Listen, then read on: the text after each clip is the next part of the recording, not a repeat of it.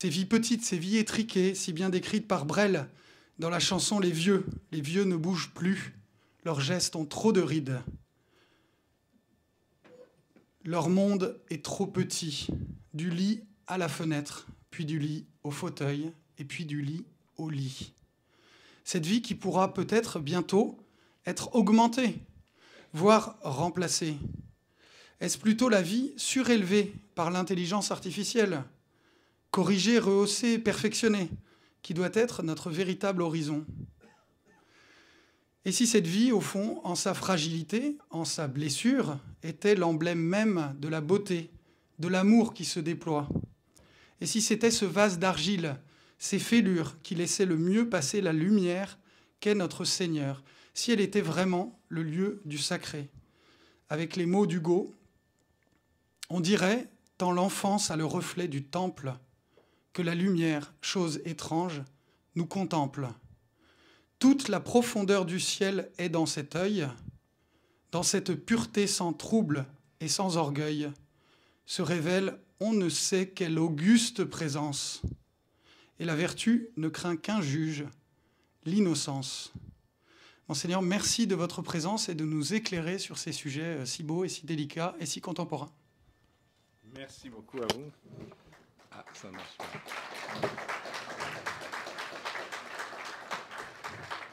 Merci beaucoup à vous. Oui, je suis heureux de vous retrouver ce soir. Mais si vous le permettez, comme le Seigneur nous l'a demandé, comme je ne sais pas très bien quoi vous dire, et je ne suis pas sûr que ce que je dis soit vraiment intéressant, je vais prier l'Esprit Saint parce que le Seigneur lui-même a dit, lui-même dira tout ce qu'il doit vous dire. Ne vous souciez pas de ce que vous direz. Au nom du Père, du Fils et du Saint-Esprit, viens Esprit Saint, viens en nos cœurs et envoie du haut du ciel un rayon de ta lumière. Viens en nous, Père des pauvres.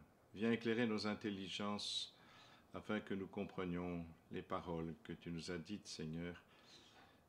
Permets-nous de pénétrer la profondeur de cette parole, des actes que tu as posés. Viens, Esprit Saint, aussi ouvrir nos cœurs.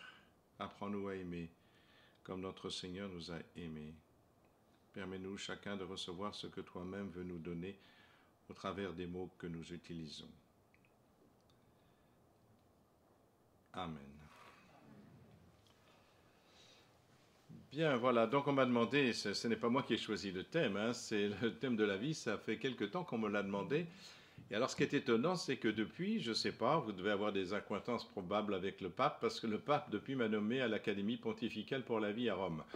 Donc vous devez avoir beaucoup d'influence, parce que c'est après que vous m'ayez invité, je vous signale. Donc c'est vrai que je l'avais rencontré au mois de décembre, enfin bon.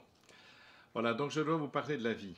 Et la sacralité de la vie, puisque le thème, je crois, de vos conférences qui sont organisées ici, c'est tout ce qui est sacré. Qu'est-ce qui est sacré? Alors, les définitions du sacré, vous les connaissez, bien sûr. Il y en a trois qui se rapportent. Une qui se rapporte au divin ou à la transcendance, pour ceux qui n'admettent pas forcément l'existence de Dieu en tant que tel. Au religieux, dans le sens du rapport du transcendant et de l'immanent, c'est-à-dire ce qui appartient au ciel, ce qui appartient à la terre. Après, il y a aussi ce à quoi on doit un respect absolu. On dit les valeurs sacrées de la République. En France, on le dit très souvent. Qu'est-ce que c'est que les valeurs sacrées de la République? Liberté, égalité, fraternité. On parle bien de valeurs sacrées. Et donc là, il ne s'agit pas de choses religieuses, mais quelque chose dont on doit un respect, à quoi on doit un respect absolu. Enfin, il y a ce qui transcende l'humain. Donc voilà, je vais essayer de voir la vie sous ces trois aspects, c'est-à-dire effectivement le rapport au divin, ce qui transcende l'humain et aussi ce qui a une valeur absolue. Alors la vie. La vie est une bonne nouvelle, oui sûrement, c'est sûr. Il y a peu de temps, il y a mon frère qui m'a appelé, mon frère aîné. Il a failli, enfin il a eu quelque chose d'assez grave, il est allé en urgence à l'hôpital, etc. Il pensait qu'il allait mourir. Et il y a 3 jours, il m'a téléphoné en disant « C'est extraordinaire, mais tous ces gens-là que je vois marcher, est-ce qu'ils se rendent compte de ce que c'est que la vie? C'est tellement extraordinaire la vie. » Ce qui est malheureux, c'est qu'il faut frôler la mort pour se rendre compte qu'à quel point la vie est un bien précieux et que c'est sans doute le seul bien précieux que nous ayons ici-bas. Mais bon, d'abord, qu'est-ce que c'est que la vie? Eh bien, c'est très difficile à définir. Si on demande une définition de la vie, eh bien, très honnêtement, on est assez sec. Ce que nous voyons, parce que ce que nous voyons, ce n'est pas la vie. Ce que nous ne la voyons pas, la vie. Si je prends un microscope, ou si je prends même un macroscope, ce que je vois, c'est un être vivant. C'est vrai. Quand j'observais les patients, c'était des êtres vivants, mais je ne voyais pas la vie. Je peux la définir par rapport au fonctionnement des organes, certainement, mais ce n'est pas la vie, c'est des êtres vivants. Donc, l'être vivant est un objet d'observation, c'est incontestable, mais nous ne pouvons parler de la vie que si nous sommes en présence d'un être vivant. Et c'est ainsi que la biologie, biologie c'est bios, c'est du grec, hein, bios, logos, c'est-à-dire une parole sur la vie. Oui, mais une parole sur la vie, qu'est-ce qu'elle dit, la biologie? Elle ne fait que décrire le fonctionnement d'un être vivant, c'est tout. Mais elle ne décrit pas la vie. Et les propriétés de l'être vivant. Mais elle ne dit pas ce qu'est la vie en soi. Donc on est assez mal parti. Ensuite, si on regarde n'importe quel être vivant, que ce soit du plus frustre ou plus complexe comme l'humanité, eh bien nous voyons que tout être vivant est soumis à ce qu'on appelle le principe d'entropie. Alors, le principe d'entropie concerne toute matière créée, pas seulement la matière vivante, hein, la matière créée. Et ce principe, qui est appelé aussi le deuxième principe de thermodynamique, je vous dis ça parce que quand j'étais en première année de médecine, on nous obligeait à faire des maths et de la physique. Et donc, j'ai été obligé d'apprendre le deuxième principe de thermodynamique qui ne m'a servi à rien en médecine. Donc, j'essaie de le refourguer, vous voyez. Je me dis, je déteste apprendre quelque chose pour rien. Donc, voilà, j'en profite. Voilà, donc le deuxième principe de thermodynamique, appelé principe de Carnot-Clausius, signifie que l'univers s'use de manière irréversible. Tout vieillit et disparaît. Par exemple, le Soleil se transforme lentement, mais irréversiblement, et transforme son hydrogène en hélium et deviendra un jour une étoile morte. Et c'est vrai de tout. Il y a aussi ce que les médecins ont découvert en 1973, l'apoptose. L'apoptose, c'est le vieillissement inexorable des cellules. Donc on sait effectivement que malgré le transhumanisme, malgré les progrès de la médecine, etc., inéluctablement, eh bien, nous serons conduits au vieillissement des cellules et à la mort cellulaire. Voilà. Et puis, il suffit que le matin, quand je me rase, je regarde ma tête, je regarde ma photo quand j'avais 15 ans, je me dis, ah si, il doit y se passer quelque chose. Donc il y a bien un principe d'entropie que je peux constater tous les jours, comme vous, peut-être pas les plus jeunes, mais les plus anciens ont pu constater ça en regardant les effets du temps sur leur visage. Donc, l'être vivant vieillit, s'use et meurt, mais la vie se transmet.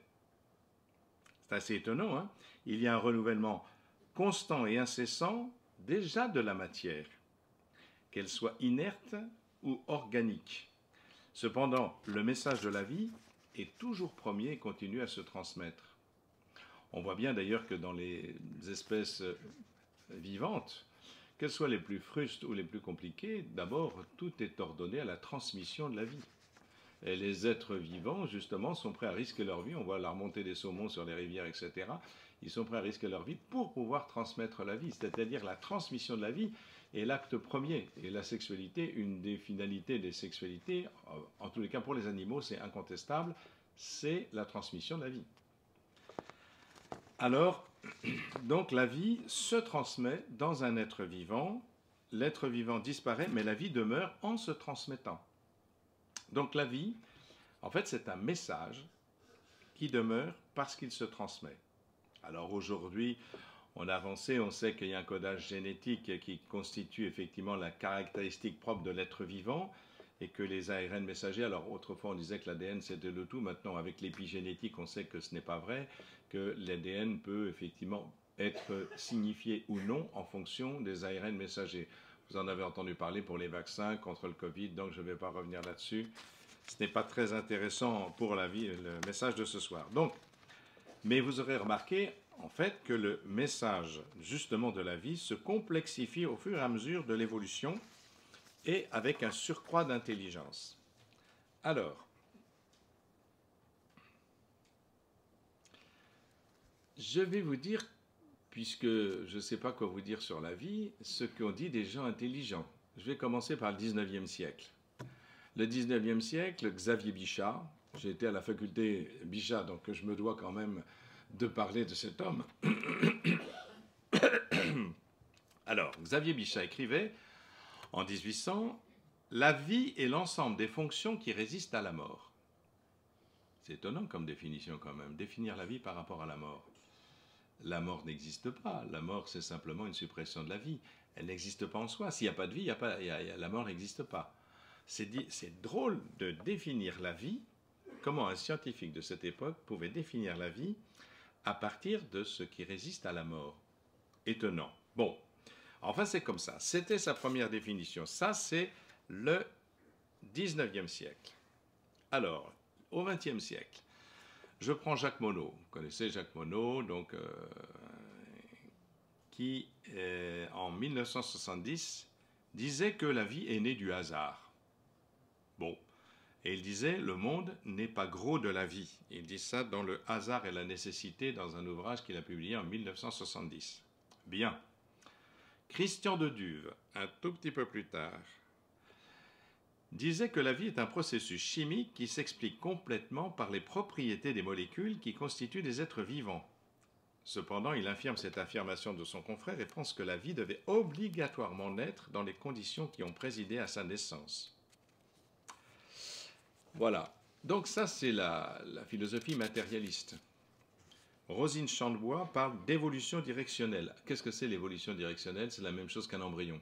Un embryon, c'est une cellule au départ. La différence entre un embryon et une cellule classique, c'est que la cellule se reproduit à l'identique, alors que l'embryon va donner un enfant.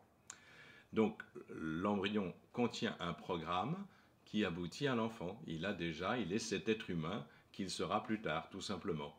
C'est ça, l'évolution directionnelle. Vous voyez, pensez à l'embryon. Et donc, pour Rosine Chandbois, c'est cette évolution de la vie devait nécessairement naître. Elle était contenue et elle est apparue. Alors aujourd'hui, les choses ont encore évolué. On s'aperçoit que c'est quasiment un miracle que la vie soit apparue sur la Terre ou soit apparue tout simplement. Parce que les constantes nécessaires pour que la vie apparaisse sont improbables. Quand on parle de hasard, on parle de probabilité nécessairement. Or, la probabilité est infime, mais tellement infime que, j'ose pas vous dire le nombre, c'est des milliards de milliards de milliards de milliards de milliards. Il suffit de supprimer une toute petite chose pour que le réglage des constantes physiques qui ont permis l'apparition de la vie, la vie n'existe pas, tout simplement. C'est incroyable. Si je cite maintenant Trinh Xuan Tuan, c'est un astrologue qui a beaucoup travaillé justement sur l'astrologie, bien entendu, mais également sur l'apparition de la vie dans son livre Le Quantum et le Lotus. Et donc, il explique justement, alors il y a des livres plus récents qui parlent de ça, vous savez, Dieu, l'épreuve, la science, etc. Donc, il parle de ça en détail, vous irez voir, mais c'est un gros bouquin, je ne vais pas le résumer. Mais l'important, c'est de savoir comment la précision du réglage est à couper le souffle pour que la vie apparaisse. La vie est la conscience. Voilà ce qu'il dit. Je le cite, même si ce réglage minutieux n'est pas aussi spectaculaire pour les autres conditions initiales et constantes physiques, la conclusion reste la même. Un changement infime entraînerait la stérilité de l'univers. L'univers, donc, était gros de la vie et de la conscience dès son début. C'est exactement le contraire de ce que disait Monod. Donc, on voit qu'en 50 ans, les scientifiques, celui-là, il est bouddhiste, donc on ne peut pas lui dire que c'est un catho planqué, non, c'est un bouddhiste. Donc voilà, il aboutit à cette conclusion que la vie, c'est inouï. Alors aujourd'hui, quelqu'un comme Stephen Hawking, qui vient de mourir, disait qu'il y a des multivers, c'est-à-dire multiplications d'univers comme le nôtre. Vous voyez, l'univers à partir du Big Bang, c'est cette considérable extension de l'univers, mais enfin bon, ça ne repose sur aucune réalité découverte ou de quoi que ce soit. Donc c'est simplement pour essayer de sauver la proposition, pour ne pas dire que la vie devait forcément émerger. Voilà, ça c'est pour vous dire un peu l'état des lieux.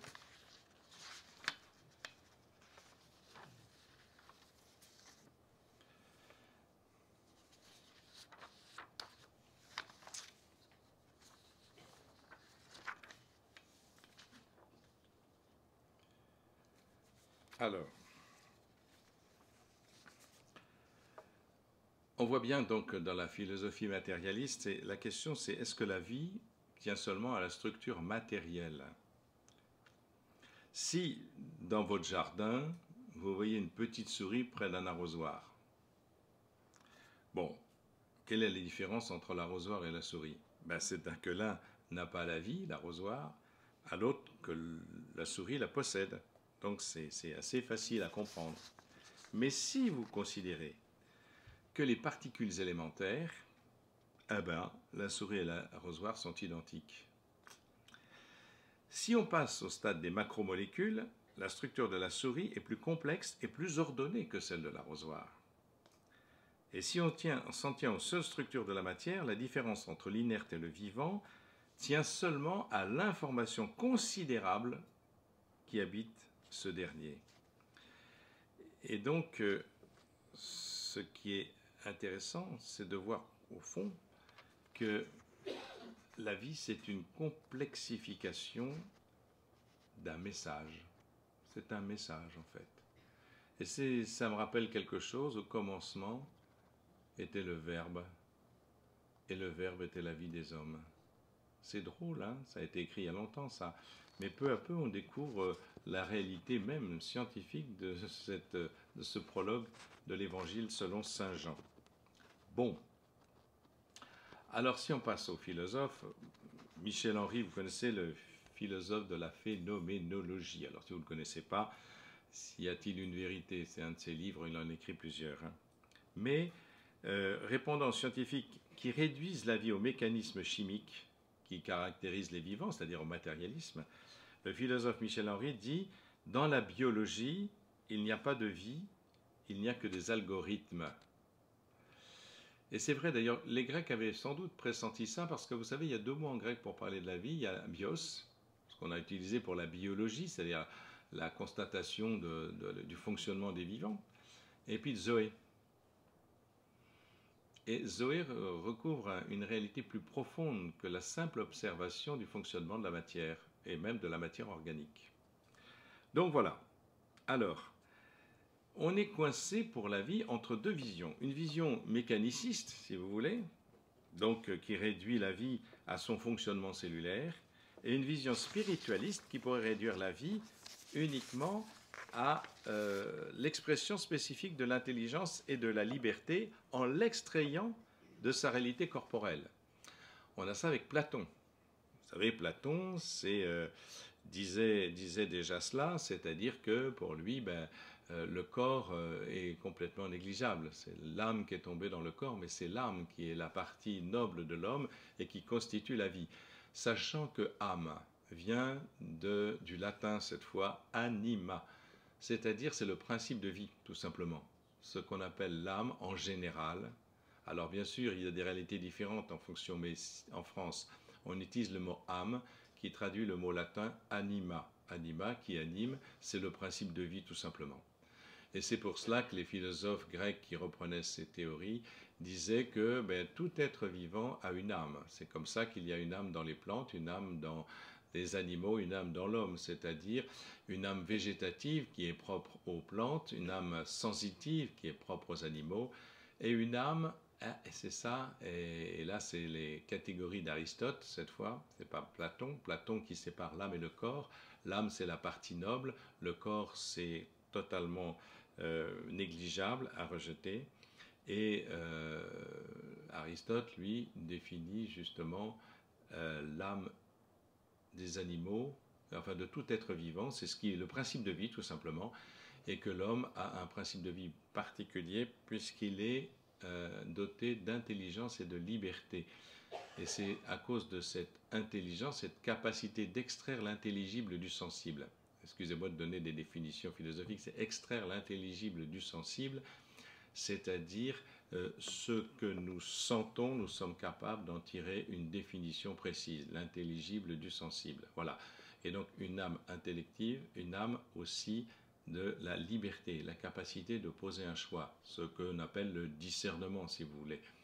Ce qui est propre à l'homme dans la mesure où effectivement il a un cortex associatif et surtout la partie du cerveau antérieur qui permet de faire des choix particuliers et de discerner, de juger et de poser des actes en fonction de ce jugement. Il n'est donc pas soumis à un déterminisme hormonal ou un déterminisme neurologique.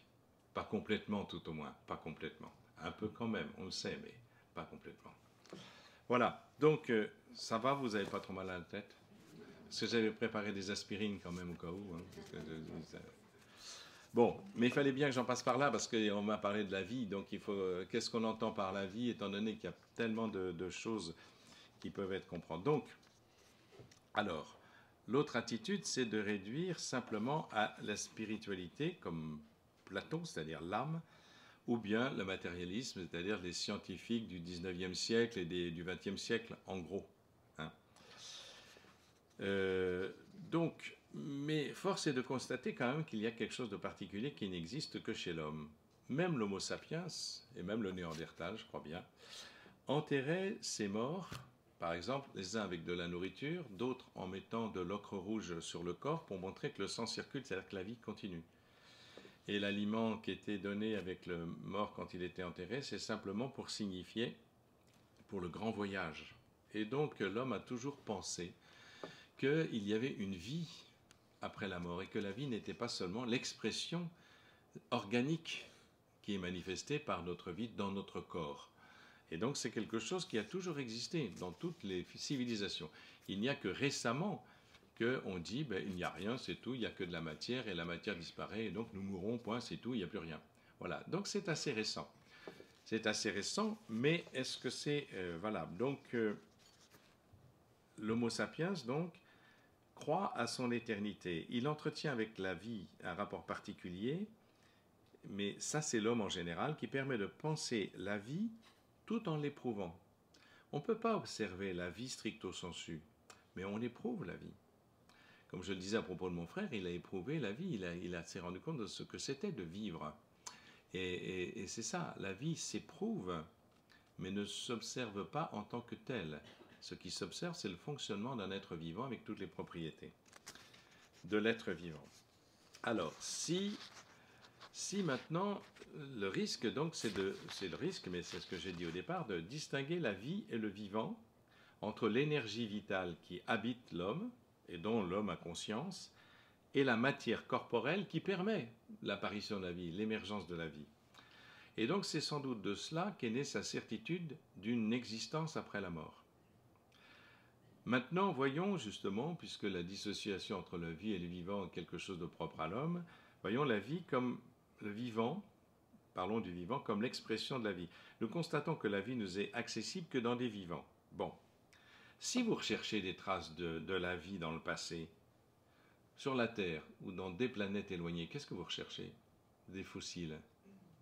Ce n'est pas des êtres vivants, les fossiles. C'est des vestiges de vivants. Mais il n'y a pas de vestiges de la vie. Et donc, puisque la vie ne s'exprime que dans les vivants, s'il n'y a pas de vivants, on ne peut pas dire que la vie existe. Mais en même temps, si je peux, moi, me considérer comme existant, j'existe, c'est bien parce que j'ai la vie en moi. Si je dis je, c'est-à-dire que j'ai conscience de moi, eh bien, si je n'ai pas la vie, je ne peux pas. Vous savez, on dit aussi que l'homme est un être de relation. Ça, c'est Martin Buber, le philosophe juif, qui nous a dit que le je naît par rapport à un tu. C'est vrai même expérimentalement, vous savez, quand l'enfant vient de naître, il est incapable de se reconnaître dans le miroir, pas plus que le singe. Hein. Donc, quelque part, pas avant 18 mois, en gros.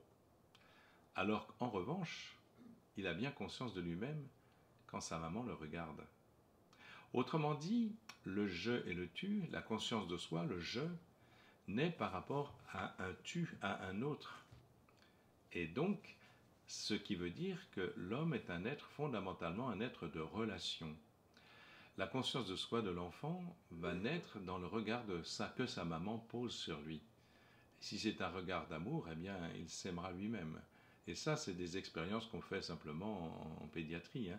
Si vous laissez un enfant tout seul sans vous en occuper du tout et qu'il n'y a aucune manifestation d'amitié, de tendresse ou de quoi que ce soit, cet enfant se laisse mourir.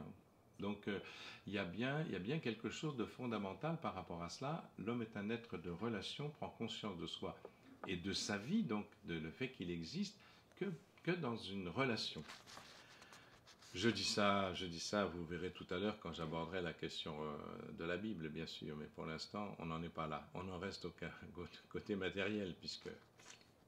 Alors ça, après, c'est le vivant comme expression de la vie. Après, le vivant comme objet. comme objet qu'on observe. C'est ça que je veux dire, hein. Quand on observe le monde des vivants, on est surpris, comme je le disais tout à l'heure, que le premier moteur de la vie, ben, c'est la vie elle-même. Dans les espèces les plus frustres, alors les plus frustres, la reproduction se fait par scissiparité, c'est-à-dire une cellule se coupe en deux, une bactérie se coupe en deux, etc. Et dans les espèces plus évoluées, c'est la sexualité, c'est l'altérité, la différence qui va faire que l'accouplement du mâle et de la femelle vont produire la vie pour de la différenciation justement du patrimoine génétique, pour que la transmission, quelque chose de... Parce que, si vous voulez, un clone, enfin une cellule qui se divise en deux, c'est comme ça qu'on a eu les antibiotiques d'ailleurs. Eh bien, on tue tout le monde. Il n'y a pas de différenciation. Sauf évidemment dans les souches qui, elles, ont un tout petit peu de différence, qui vont donc résister à l'antibiotique. Et ce n'est pas une résistance à l'antibiotique, c'est les cellules sur lesquelles l'antibiotique n'a pas d'effet qui vont se reproduire, tout simplement. Et donc voilà. Donc la sexualité, c'est une complication pour transmettre la vie, pour que la pérennité de la vie, c'est la vie elle-même qui est propre à elle-même. Donc, dans l'espèce, tout s'ordonne à la transmission de la vie. Dans les plus profonds abîmes ou à la surface de la Terre, les vivants prennent des risques inouïs, comme je le disais, sont prêts à sacrifier pour transmettre la vie. L'individu vivant s'oublie soi-même pour que vive la vie. Et la vie donc se pose devant elle comme son propre but. Et dans le monde du vivant, la vie, c'est la valeur absolue. Quand le vivant est observé comme objet, on arrive à cette étrange constatation, les vivants sont au service de la vie. Première observation. Deuxièmement, le vivant comme sujet, c'est-à-dire l'homme qui pense, qui a conscience de soi. Je pense donc je suis, je disais tout à l'heure le je et le tu. Eh bien, cette connaissance de soi comme sujet, comme individu, comme sujet existant, déplace la vision, nous fait observer le vivant comme sujet qui observe, et non plus comme objet. C'est bien moi qui considère le vivant que je suis. Et cette perception subjective nous incite naturellement à croire que la vie est au service des vivants. Vous voyez, c'est l'inverse. Quand on regarde la vie comme objet, les vivants sont au service de la vie. Quand je regarde mes propres yeux la vie comme un sujet qui porte la vie, eh bien je suis persuadé que la vie est au service du vivant que je suis. Et je dis ça parce que vous allez voir, ça va entraîner des conséquences très profondes sur la considération de la vie et la considération des vivants et de ce que nous sommes. Donc, dans ce cas, vous voyez la conclusion. Si la vie est au service du vivant que je suis, la vie n'appartient plus à l'être, mais à l'avoir. C'est une possession comme une autre, je possède la vie. Et c'est ce qu'on entend aujourd'hui, c'est ma vie, je fais ce que je veux. Eh oui. Eh oui, ainsi ce n'est plus le vivant qui est observé, c'est la vie qui est objet d'observation. Mais une vie, vous voyez, on dit souvent, est-ce qu'on a un corps ou est-ce qu'on est un corps? C'est Gabriel Marcel qui nous pose la question, qui dit qu'en fait nous sommes un corps. Mais aujourd'hui on a un corps. Donc on fait de la muscu, voilà, on va se faire des beaux biceps, etc. Et puis quand on est mort, on se fait brûler à la crémation. C'est étonnant, ça veut dire que le corps, c'est comme un objet, c'est comme ma voiture que j'entretiens, vous voyez. Je l'entretiens, donc je fais de la muscu, etc., etc. Et puis c'est ce qui me permet de séduire, etc. Donc voilà. Mais au fond, je considère que j'ai un corps et que le moi, mon corps, c'est pas moi vraiment, c'est moi, je possède un corps que je vais utiliser au mieux pour moi. Mais la vérité, c'est qu'en fait, je crois profondément que nous sommes un corps. Et que, vous voyez, tout ce que je vous ai en train de vous dire, c'est, d'un côté, il y a toujours la séparation de l'âme et du corps. D'un côté, pour les matérialistes, il n'y a que le corps. Pour les spiritualistes, il n'y a que l'âme. Et dans les solutions d'aujourd'hui, c'est donc ce corps, voilà, c'est rien du tout, c'est pas important. Et puis la vie, la vie s'arrête avec le corps. Et puis moi, qu'est-ce que je deviens? Ça, alors là, on va chercher toutes sortes de choses dans l'ésotérisme, etc., pour se rassurer. Mais au fond, comme je disais tout à l'heure, j'avais une dame que j'ai vue quand j'étais au village de François, pas loin d'ici, là, il y a 2 ans. Une dame qui est venue me voir, elle était effondrée, une dame de 50 ans, cultivée, d'origine française, et qui me dit, elle voulait absolument parler à quelqu'un. Elle était dévastée, elle venait de perdre un enfant de 18 ans. Donc comme toute maman qui a perdu un enfant, elle était évidemment effondrée. Elle me dit, mais quel est mon karma pour qu'il m'arrive ce qui m'arrive? Donc le karma, vous savez, c'est la vie qu'on avait avant. C'est dans la croyance dans la samsara, la roue éternelle des destins. C'est une croyance hindouiste que reprend le bouddhisme ensuite. La samsara qui fait que c'est la réincarnation. Notre âme se réincarne dans un corps différent. Et donc là, c'est une croyance hindouiste qui permet d'ailleurs de continuer à maintenir le statut des castes. Parce que comme vous êtes dans la caste inférieure, vous dites ben, c'est parce que ma vie avant était épouvantable. Ben, cette maman n'avait pas d'autre solution dans son malheur que de dire mais quel est mon karma, c'est-à-dire ma vie d'avant, avant que je redevienne ce que je suis aujourd'hui, pour qu'il m'arrive un tel malheur. Alors bon, j'ai fait un petit parcours avec elle du Hinayana au Mahayana en passant par la Samsara, mais j'ai dit mais madame, la seule chose qui compte c'est est-ce que vous pensez que vous reverrez votre fils un jour? Alors là, je pense que j'avais dit juste ce qu'il fallait, évidemment. Et je lui ai parlé de l'espérance chrétienne. Il ne s'agit pas de réincarnation, de se reproduire en ceci ou en cela, etc. Est-ce que vous pensez que votre fils, celui que vous avez porté en vous, celui que vous avez aimé, celui que vous avez embrassé et qui vous a été pris, est-ce que vous pensez que vous le reverrez un jour? Et donc je lui ai parlé de l'espérance chrétienne. Je peux vous dire qu'elle m'a écouté. Ensuite, je lui ai posé une deuxième question après avoir continué là-dessus, en disant, mais est-ce que vous pensez que vous pouvez lui parler aujourd'hui à votre enfant là, aujourd'hui? C'est possible. Et je lui ai parlé dans la communion des saints. La communion des saints par laquelle, effectivement, nous sommes toujours en communion les uns avec les autres, bien sûr. Dans la communion des saints, mes parents sont morts, je ne peux pas les prendre dans mes bras. Je ne peux pas les embrasser, mais je peux toujours être en relation avec eux. Et d'ailleurs, je ne me gêne pas. Mais voilà, c'est ce qui veut dire, c'est qu'aujourd'hui en France, vous voyez, il y a une rupture complète de la transmission de la foi chrétienne. Donc du coup, ces connaissances, on ne sait plus où on en est. Qu'est-ce que c'est que l'âme? Qu'est-ce que c'est que le corps? Et donc il y a la séparation de l'âme ou du corps, on ne sait plus très bien ce qu'on en est, mais le christianisme, ce que nous croyons nous, depuis toujours, c'est que le corps et l'âme nous constituent totalement. Je suis corps et je suis âme en même temps. Il est vrai que cette âme spirituelle, mais j'en parlerai tout à l'heure, est à particulière, et c'est elle qui demeure parce qu'elle est spirituelle. Mais bon, ça, ce n'est pas le propos de maintenant. Mais c'est pour vous dire un peu devant quelle problématique nous nous trouvons aujourd'hui quand on parle de la vie et qu'on peut parler de la sacralité de la vie. Pour l'instant, j'en ai pas parlé parce que dans rien de ce que je vous ai dit, il n'y a rien de sacré. Donc, mais ça vient, rassurez-vous. Donc, alors, j'ai parlé de Platon, donc ce long préambule permet de savoir comment l'esprit humain a pensé la vie depuis l'Antiquité jusqu'à nos jours. Le fait de dissocier la vie et le vivant, de les distinguer, a conduit à donner une autonomie possible, et c'est ce qu'on appelle le dualisme. Le dualisme, c'est la séparation de l'âme et du corps. L'âme, ce qui anime le principe de vie, et le corps, compris comme l'expression matérielle qui constitue le vivant. Donc, pour Platon, l'âme préexiste au corps. C'est le fameux mythe de la chute des âmes dans le corps. Le corps est méprisable en regard de ce qui est propre à l'humanité, c'est-à-dire son âme ou la fine pointe de son esprit. Là, c'est complexe parce que les termes, par exemple, en hébreu, l'âme, c'est nefesh. Alors, nefesh, c'est plus que ce qu'on appelle l'âme, nous. C'est la personne, ce qu'on appellerait, nous, la personne entière, quoi. Donc, Descartes, lui et Locke, réduisent l'homme à la res cogitans, c'est-à-dire à la capacité de se penser soi-même. Et donc réintroduit le dualisme entre l'âme, réduite à l'esprit pour Descartes, et le corps, et qui fait le lit de la pensée anglo-saxonne jusqu'à aujourd'hui, jusqu'à un fameux Engelhardt, le pape de la bioéthique aux États-Unis, qui dissocie la personne humaine et l'être humain. Ah, la personne humaine.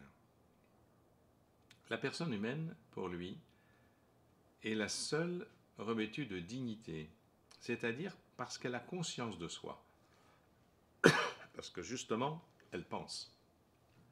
Et l'être humain dont on peut disposer, dit-il, car n'étant pas marqué du sceau propre de l'humanité, à savoir l'embryon, le handicapé profond, le comateux, le malade d'Alzheimer, etc.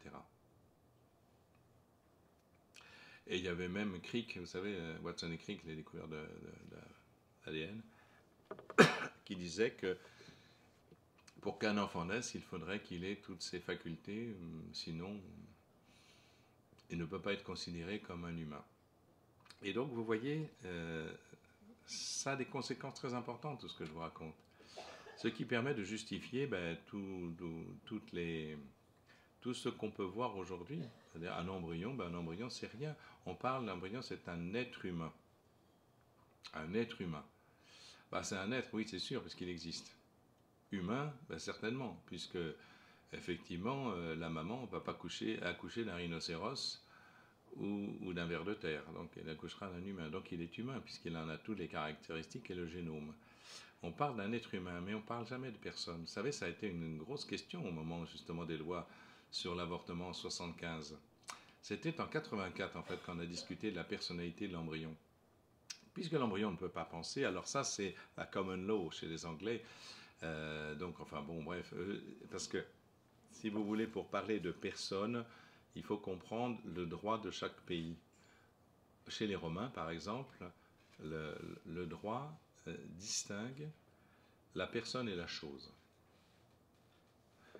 Et donc, par exemple, les Allemands, qui ont repris le droit canonique romain, distinguent la personne et la chose. C'est pour ça qu'en 1984, le rapport Benda au Parlement germanique a bien distingué justement l'embryon. Comme on ne peut pas dire que l'embryon est une chose, on doit le considérer comme une personne. Et c'est pour ça que chez eux, il y a un plus grand respect de l'embryon. En Angleterre, pas du tout. C'est la common law, c'est-à-dire la loi commune, c'est-à-dire le consensus sur lequel on se met d'accord, et non pas une norme objective qui s'appuie sur des normes objectives. En France, on est arrivé à une définition un peu bâtarde. On a parlé de personne potentielle. La personne, c'est-à-dire l'être lui-même, capable d'entrer en relation, c'est la définition de la personne. Mais bon, ce n'est pas le thème de ce soir, donc je ne vais pas revenir là-dessus, mais c'est pour vous dire que les conséquences sont importantes. La considération de la vie fait que, qu'est-ce qui est important? C'est la vie ou l'être vivant. Aujourd'hui, je vis avec des personnes, j'ai soigné des personnes handicapées, mais des personnes qui étaient vraiment, qu'on pourrait considérer comme des déchets humains. Or, je vois, ils se reconstruisent et ce sont de très belles personnes. Donc il ne suffit pas de dire que ces personnes, ils ne sont pas la conscience de soi, ou ils sont détruits par la drogue, par l'alcool, par toutes sortes de trucs, etc. Et donc ils ne sont plus autorisés à vivre. C'est ce que disent ces gens-là. Engelhardt, c'est ce qu'il dit. Mais moi, je ne crois pas à ça. Je crois que tout être humain reste humain jusqu'au bout et qu'on peut revoir la personnalité que je constate jour après jour. Ça prend du temps, bien sûr, et ça prend surtout beaucoup d'attention, d'affection, de relations interpersonnelles, puisque l'être est un être de relation. Si le jeu que le bébé conçoit en regardant sa mère, vous imaginez aussi que dans nos relations interpersonnelles, ce qui nous permet d'exister vraiment et de sentir qu'on existe, c'est qu'on est aimé. Moi, je pense en fait la dignité, vous voyez, c'est pas la dignité de ceci, de cela, la dignité qui viendrait parce qu'on est quelqu'un d'intelligent, capable finalement de faire le calcul intégral, par exemple. Non, non, pas du tout. Je pense que c'est pas ça. La dignité, pour moi, la définition est simple. La dignité, c'est d'être aimé jusqu'au bout. Je l'ai vu avec mon frère aîné, toujours le même. Sa femme avait eu une maladie d'Alzheimer pendant 5 ans. Alors mon frère, il était ce qu'il était, donc c'était un vrai mécréant. Mais bon, mais le bon Dieu l'a touché quand même, un peu avant justement tout ça. À ma grande surprise, mais enfin bon, voilà, comme quoi c'est le bon Dieu qui choisit, hein. Et puis lui qui est sourd. Mais il s'est occupé de sa femme, il a gardé chez elle. Alors que mon frère, c'était un peu un cavaleur, hein. Je pense qu'il l'a trompé, sa femme, hein. Il a beaucoup de choses à se faire pardonner sans doute. Mais enfin bref, peu importe. Heureusement, ce n'est pas moi qui le juge. Mais quand je vois la manière dont il s'est occupé de sa femme, avec quelle tendresse, quelle délicatesse. Tous les matins, il la réveillait doucement en lui chantant quelque chose. Elle chantait avec lui. Je n'ai même pas sûr qu'elle le reconnaissait pendant 5 ans, tous les jours. Je me dis, mais c'est extraordinaire. Des fois, je dis au bon Dieu, Seigneur, tu connais la fable de le lièvre et la tortue? Moi, je suis la tortue, je suis parti depuis longtemps. Normalement, c'est moi qui lui ai gagné. Là, mon frère, c'est le lièvre. Il est en train de me dépasser, là. Ça va pas. Enfin, bref. Non, je me réjouis, bien sûr, hein. Mais voilà. Et sa femme, qui était, que les gens pourraient considérer comme un légume, eh ben, voilà, elle n'a jamais perdu sa dignité parce que mon frère l'aimait. Et c'est pour ça que je dis, la véritable dignité, ce n'est pas d'avoir tel ou tel attribut, d'avoir telle capacité dans la vie ou de l'être vivant qui est capable de ceci ou capable de cela. Non, la véritable dignité, c'est vraiment d'être aimé jusqu'au bout. Mon père aussi, à 98 ans, il était en pleine forme, complètement autonome, etc. À 95 ans, il a acheté une voiture nouvelle. J'ai dit, ah non, non, ça c'est pas possible. Tu vas aller à l'auto-école, vérifier quand même, parce que moi je veux pas que tu sois sur les routes comme ça. Bon, alors il y est allé, la dame de l'auto-école m'a dit, il n'y a aucun problème. Donc voilà. Et puis tac, à 98 ans, il a fait une méningite foudroyante. Il aurait dû y rester, mais comme c'était un homme costaud, eh ben, il s'en est sorti, mais il avait des troubles cognitifs. Il nous reconnaissait encore, mais il avait des propos incohérents. Avec mes frères, on s'est relayés, etc. Bon, il a vécu sa dernière année avec le sourire. On a fêté son dernier anniversaire de 99 ans avec le champagne et tout, quelques jours, 8 jours avant sa mort. Voilà. Mais c'est ça. En fait, je pense que la dignité, c'est ça. Notre dignité, la dignité de la vie, c'est d'être aimé jusqu'au bout. Et je dirais même que, alors ça c'est du christianisme, que la liberté de l'homme, la vraie liberté, la seule liberté, c'est d'aimer jusqu'au bout. Bien. Bon, je suis en train de prêcher, là, je suis désolé, mais je reviens. Je suis toujours un peu partagé entre le toubib et le prêtre, et donc de temps en temps, je fais semblant de savoir des trucs scientifiques, et de temps en temps, je prêche. Bon, tant pis pour vous, il ne fallait pas m'inviter. Bon, alors, dans la religion et la vie, alors c'est pareil, dans l'hindouisme dont j'en ai parlé, la vie se perpétue dans les corps différents. La samsara, c'est la roue éternelle sans fin de l'existence qui conduit à des réincarnations successives. Il faut savoir que c'est une malédiction hein, pour les hindous. C'est pour ça que le bouddhiste, le prince Siddhartha, 5 siècles avant Jésus-Christ, a donné cette voie, le hinayana, le petit véhicule, pour sortir de la samsara. Parce que c'est une malédiction de revenir sans arrêt dans la vie. Et donc, justement, le nirvana conduit à sortir justement de la samsara, c'est-à-dire de la roue éternelle des destins. Nous, occidentaux, on pense que c'est bien d'avoir une deuxième vie, une troisième vie. C'est un peu comme on redouble la classe, donc on fera mieux la prochaine fois. Hein. C'est comme ça. Mais je peux vous dire que j'ai rencontré pas mal d'orientaux, ils disent c'est n'importe quoi ce que vous dites, c'est pas du tout ça pour nous. Hein. Donc voilà, ça c'est la vie se perpétue. Mais vous voyez, c'est quand même cette idée que la vie se transmet de quelque manière. C'est toujours cette idée qu'il y a quelque chose dans l'homme, de la vie, qui, même si le corps meurt, il y a quelque chose qui demeure. Alors, pour eux, ça va dans un autre corps. Pour l'âme spirituelle, ben voilà, cette âme spirituelle, que devient-elle pour nous chrétiens? Bon, ça rejoint celui qui lui a donné souffle, c'est-à-dire Dieu. Voilà. Et donc, le christianisme a repris d'Aristote la notion d'immortalité de l'âme, mais affirme, et c'est ça qui est quand même complètement nouveau, à cause de la résurrection du Christ, que l'homme dans son intégralité, c'est-à-dire corps et âme, sera sauvé et ressuscitera. Donc l'âme spirituelle propre à l'homme et le corps constituent une personne unique. Il n'y a pas, c'est pour ça que je dis, on n'a pas un corps, on est un corps. Et donc ils sont apparus concomitamment au début de la vie. C'est au stade embryonnaire la matérialité du corps, c'est-à-dire un cerveau qui n'est pas achevé, ne permet pas encore à l'âme d'exercer ses facultés propres à l'intelligence et à la volonté libre. Il n'empêche que l'âme est quand même le principe d'une vie humaine. Donc, j'ai combien de temps encore? Non, je ne vais pas saouler les gens. Hein. Je ne sais même pas à quelle heure j'ai commencé. Ah oui, d'accord. Non, simplement.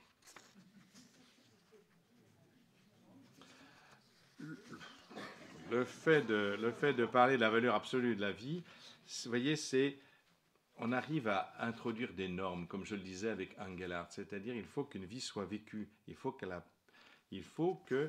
vie vaille d'être vécue. On parle de la qualité de la vie. Et beaucoup de nos contemporains disent aujourd'hui qu'il y a des vies qui ne valent pas d'être vécues, parce qu'elles sont marquées par la souffrance, par le handicap. Les normes ne se fondent pas sur un principe d'humanité, c'est-à-dire une dignité intrinsèque de la personne, mais sur la fonctionnalité du vivant, sur la perfection de la biologie. C'est ce que disent Engelhardt, mais vraiment, hein, ça court partout. Hein. Et la normalité, c'est la capacité de déployer toutes les facultés potentielles. Et donc, si elles ne sont pas là, ça conduit naturellement à l'eugénisme, c'est-à-dire à l'élimination des imparfaits. Donc, pour eux, des normes à remplir pour accepter la vie. Aujourd'hui, il faut être jeune, mince et sexy. Ça, c'est foutu pour moi. Donc, en fonction des époques et des idéologies, les critères peuvent évoluer. On l'a bien vu, hein, il n'y a qu'à regarder l'histoire. Mais on crée des seuils d'humanité. Des seuils en lesquels, d'ailleurs, on voit bien, vous avez un enfant handicapé, par exemple s'il est trisomique, tout le monde va vous dire qu'il faut le supprimer. Or, moi, je n'avais pas de connaissance des enfants trisomiques, je n'ai pas dans ma famille, donc... mais en revanche, quand j'étais médecin, des foyers de personnes handicapées se sont installés à côté de moi, ils m'ont demandé de les soigner. Donc j'ai découvert ce monde. Et j'ai appris beaucoup des personnes trisomiques. Et ils sont sans filtre.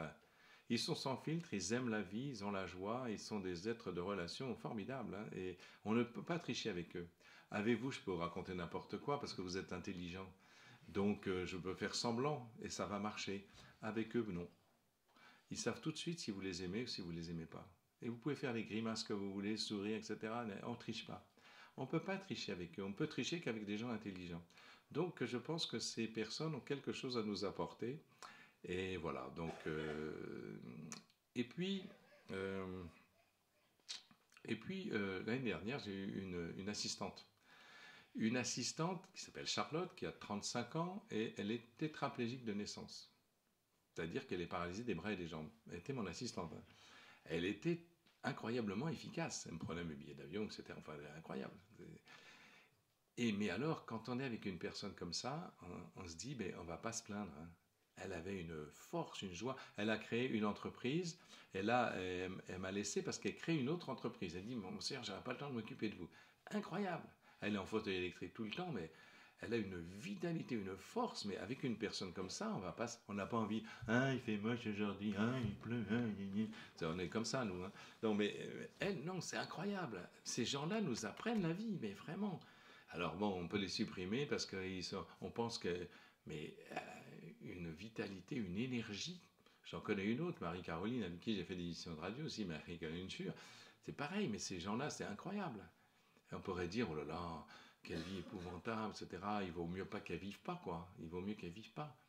Je peux vous dire que c'est une sacrée leçon de vie, au contraire, hein, des personnes comme ça. Moi, j'ai été très impressionné.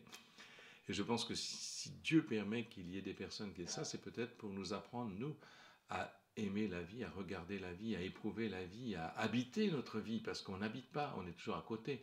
La vie, je pense que c'est un peu, comme disait saint Augustin à propos de la découverte de Dieu, longtemps je t'ai cherché aux beautés ineffables, je te cherchais en dehors, et tu étais au-dedans de moi. Eh bien, je crois que la vie, c'est pareil. On cherche la vie, on court après la vie, on ne sait pas très bien ce qu'on cherche, etc. Et la vie, elle est là. Elle est extraordinaire. Elle est magnifique. Est-ce que vous êtes capable d'admirer un coucher de soleil, une feuille qui tombe, un oiseau qui chante, etc. Est-ce que vous êtes encore capable de ça? Eh bien, je crois que ces personnes qui sont abîmées nous l'apprennent. Moi, je vis avec des gens qui sont vraiment très abîmés, mais ils m'apprennent la qualité des relations humaines. Alors qu'ils sont détruits, hein, je veux dire que c'est extraordinaire. Jusqu'à présent, je n'avais qu'une moitié de la formule de saint Augustin. Pour vous, je suis évêque. Avec vous, je suis chrétien, disait-il. Alors, tout ce qu'on m'a fait faire en tant qu'évêque, c'était vraiment, pour vous, je suis évêque. J'étais toujours en train de cavaler à droite à gauche, on me foutait un agenda pour un an, je devais assister à des tas de réunions où il ne se passait pas grand-chose, mais à aucun moment j'étais vraiment... Alors que maintenant, je veux dire, avec vous, je suis chrétien, vraiment. Mais vraiment, j'ai l'impression de vivre vraiment quelque chose de l'évangile. Enfin bref, tout ça pour dire que comment on habite sa vie. Alors, bon, j'arrête.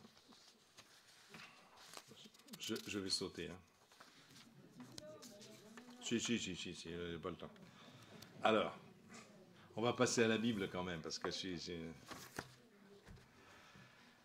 si vous lisez le livre de la Genèse, j'ai amené une Bible pour être sûr. Dieu crée, qu'est-ce qu'il crée? Il crée, bon, le ciel, la terre, je passe. Mais, au 5e jour, la parole de Dieu fait advenir les êtres vivants dans les eaux et dans les airs. Au 6e jour, les êtres vivants sur la terre. Puis le même jour, l'homme et la femme à son image. Il n'est pas dit que Dieu a créé la vie. Hein. Donc la vie, ça vous dit, les conditions pour que la vie apparaisse sont infimes. Il fallait que tout soit réglé de manière incroyable, extraordinaire, inouïe, miraculeuse. Mais il n'est pas dit dans la Bible que Dieu crée la vie. Il crée les êtres vivants. Mais dans Genèse 2, c'est par l'haleine de vie de Dieu que l'homme devient un être vivant. Dieu souffle dans les narines de l'homme. C'est-à-dire qu'il transmet la vie. Et donc il y a, là aussi, il y a les vivants et la vie. Les vivants sont ceux qui existent, et la vie est un don de Dieu. Elle se transmet certes par les vivants, mais au départ, la source, c'est Dieu. Il y a les vivants et la vie, autrement dit, tel que c'est présenté, c'est Dieu qui se donne. Et ça, c'est présent dès le début, voyez. Dans toutes les mythologies du Moyen-Orient, bon, quand on parle de paradis ou de lieu d'Éden, le premier mot de paradis, c'est Paradisa, c'est en perse. Puis après, il y a toutes les cosmogonies, vous connaissez, le livre des morts d'Osiris en Égypte, après, il y a l'Olympe des Grecs, etc. Mais vous savez, regardez bien dans toutes ces cosmogonies, il y a un arbre de vie au milieu du jardin. Ouais. Et dans le paradis de Dieu, le Gan Elohim, où l'homme est présent, il y a aussi un arbre de vie. La différence, c'est que dans toutes les cosmogonies, l'arbre de vie est réservé aux dieux, c'est-à-dire l'immortalité. Or, dans la Genèse, au commencement, quand l'homme est avec Dieu, quand l'homme et la femme, ensemble, à l'image de Dieu, sont dans la proximité de Dieu, ils ont accès à l'arbre de vie, c'est-à-dire à l'immortalité. Et ce souffle de vie que Dieu met dans les narines de l'homme, c'est ce que nous appelons maintenant l'âme spirituelle, au sens où cette spiritualité, c'est l'esprit qui est donné par Dieu, et c'est la vie, mais pas avec les animaux. La différence, c'est que justement l'homme est capable de Dieu, capax Dei. Il est capable de Dieu, est capable d'être un vis-à-vis avec Dieu. Et c'est pour cela, donc, qu'on peut dire que la vie, c'est Dieu qui se donne. Et tant que l'homme et la femme restent dans la proximité de Dieu, eh bien, ils ont accès à l'arbre de vie. Mais l'arbre de vie, c'est marrant, ça les intéresse moins que l'arbre de la connaissance du bien et du mal. Qu'est-ce que c'est la connaissance du bien et du mal? C'est simplement décider soi-même ce qui est bien ou ce qui est mal. C'est l'autonomie. L'autonomie, c'est un mot grec, autonomos, se donner à soi-même sa propre loi. Donc, ne pas rentrer dans ce que Dieu donne, dans la loi de Dieu, dans le don de Dieu, mais dans quelque chose qu'on détermine soi-même. Et c'est cela qui fait que l'humanité va se séparer de Dieu et donc retourner à sa condition mortelle. Voilà ce que dit la Bible. Alors, donc, ça veut dire par la connaissance du bien et du mal, l'homme prend la place de Dieu, c'est ce que dit le serpent, se fait comme Dieu parce qu'il veut mettre la main sur sa vie plutôt que de la recevoir. Et c'est ça l'autonomie, mettre la main sur sa vie plutôt que de le recevoir d'un autre et de Dieu. De toute façon, nous avons tous reçu la vie d'un autre, de nos parents déjà, qui eux-mêmes l'ont reçu de leurs parents, qui eux-mêmes l'ont reçu de leurs parents, etc., etc. On peut remonter, mais à un moment, il faut bien qu'il y ait une cause première, comme on dit, c'est-à-dire une source même de la vie. Et donc, autre passage capital de la Bible, c'est le livre du Deutéronome 30, 15, 20, où Dieu propose à nouveau la vie à son peuple. Et donc, par ce peuple à l'humanité tout entière. Voilà, je cite, « Vois, je te propose aujourd'hui la vie et le bonheur, la mort et le malheur. Choisis donc la vie pour que toi et ta postérité vous viviez, aimant le Seigneur ton Dieu, écoutant sa voix, t'attachant à lui, car là est ta vie. » Et donc, vous voyez, quand Jésus, dans le Nouveau Testament, il y a une seule fois le mot paradis. Et c'est Jésus qui le prononce et il est sur la croix. Vous connaissez cette histoire du bon larron, donc il se tourne vers Jésus dans un acte de foi incroyable. Parce que franchement, cet homme, il est en train de mourir à côté de lui. C'est incroyable cet acte de foi d'ailleurs de ce bon larron. Hein. Et Jésus lui dit, eh bien, aujourd'hui même, tu seras au paradis avec moi. Donc, le paradis, c'est avec Dieu. C'est être avec Dieu. C'est pas des cocotiers, etc. Ou, je sais pas, des vainés. Je dis ça parce que la semaine prochaine, je m'en vais à Tahiti. C'est pour ça que je commence déjà à fantasmer. Excusez-moi. Donc, non, le paradis, c'est avec Dieu, c'est être avec Dieu. Dès le commencement, c'est bien cela. C'est la proximité de Dieu, l'intimité de Dieu, la relation intime avec Dieu qui fait l'accès à l'immortalité, à la vie non seulement dans son expression organique, mais la vie totale, absolue. La vie qui fera que le Christ, ayant revêtu notre condition mortelle et humaine, lui, ressuscitera et que nous entraînera lui-même dans la résurrection à son retour, à l'achèvement de toute la création, ce qu'on appelle la parousie. Donc, choisi. Le mot choisi dans l'hébreu, c'est un impératif qui s'adresse à la liberté. Vous voyez, aujourd'hui, quand j'ai donné des cours de bioéthique à la fac de médecine, on nous apprenait la philosophie de Kant. Alors Kant sépare les deux choses, hein, l'hétéronomie, l'autonomie. Hétéronomie, hétéro c'est autre, une loi qui vient d'un autre, par exemple une loi qui vient de Dieu, ou une loi qui vient de la nature, l'écologie. L'écologie impose, la nature impose sa loi. Ou alors les différentes mythologies. Et puis, l'autonomie, l'homme se donne à lui-même sa propre loi. Donc c'est la... Et toute l'éthique médicale aujourd'hui est enseignée comme ça, sur l'autonomie.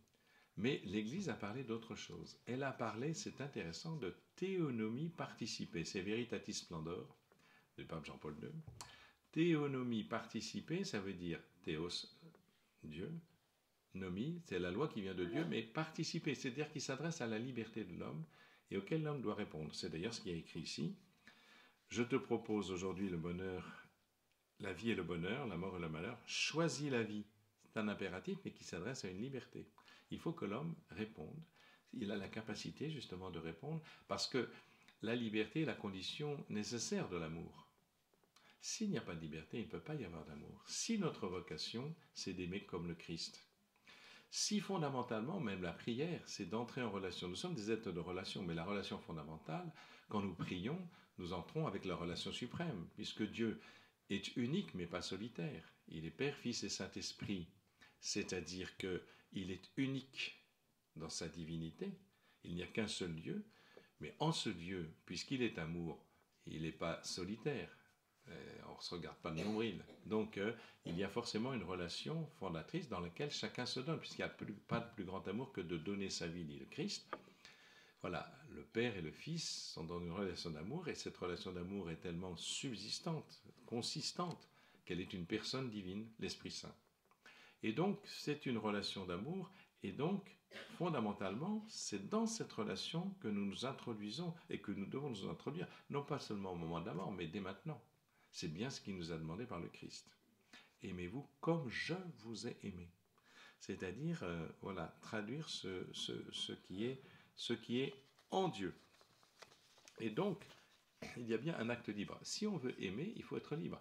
Si quelqu'un me met un pistolet sur la tempe en disant « aime-moi », bon, je vais peut-être le suivre par peur, mais je ne l'aimerai pas. Non, l'amour, ce n'est pas ça. L'amour, c'est la capacité. Ma vie, nul ne la prend, dit Jésus, c'est moi qui la donne. Ma vie, nul ne la prend, c'est moi qui la donne. Et ça, il y a quelque chose d'important dans cette chose-là.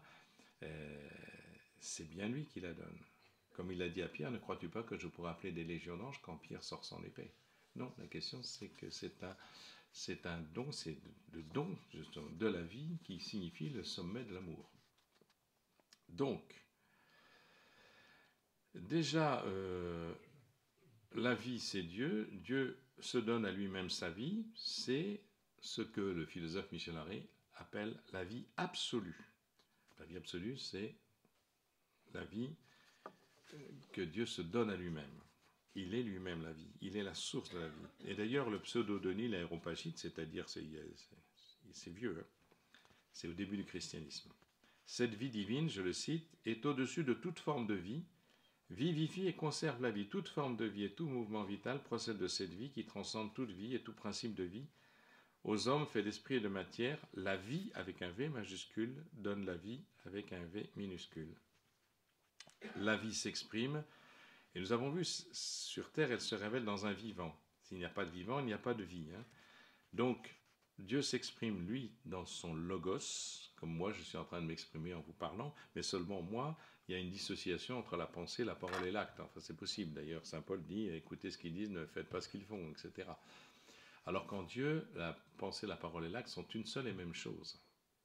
Et donc, ce logos, c'est celui qui est issu de Dieu, qu'on appelle donc le Fils de Dieu, qui est l'expression de Dieu, mais aussi sa parole vivante. Il est le vivant qui révèle la vie de Dieu. C'est le Christ qui est le vivant, avec un grand V, qui révèle la vie de Dieu, avec un grand V. Il est le premier vivant, éternellement présent auprès du Père, qui est la vie absolue, éternelle. Le vivant engendré par la vie, c'est le Fils. Et donc c'est par lui que la vie nous est donnée.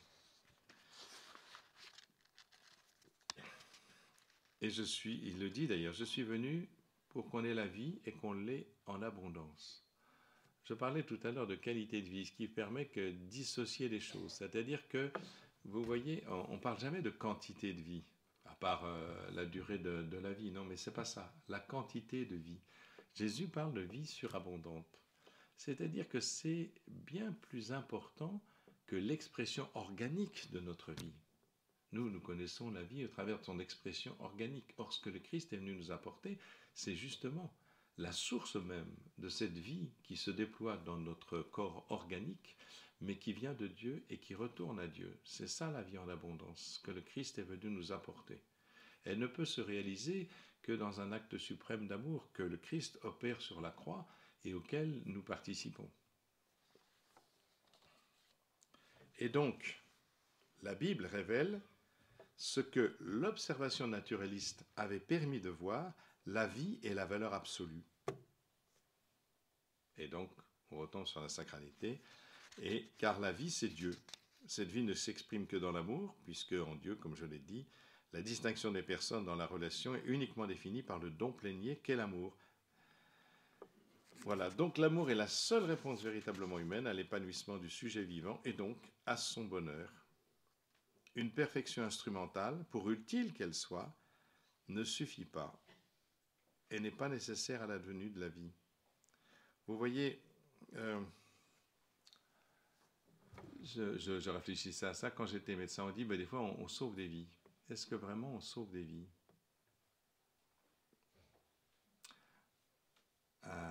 Oui, mais en fait, en relisant, je ne sais pas si vous avez vu ce film de Bergman, Le Septième Saut. Vous connaissez, c'est un vieux film, hein, en noir et blanc, donc peut-être vous ne le connaissez pas. C'est un chevalier qui joue aux échecs avec la mort. Donc, il joue aux échecs avec la mort. Quand il gagne, il y a un de ses compagnons qui est épargné. Mais il y a un moment où c'est la mort qui gagne, et donc un de ses compagnons meurt. À chaque fois, c'est comme ça.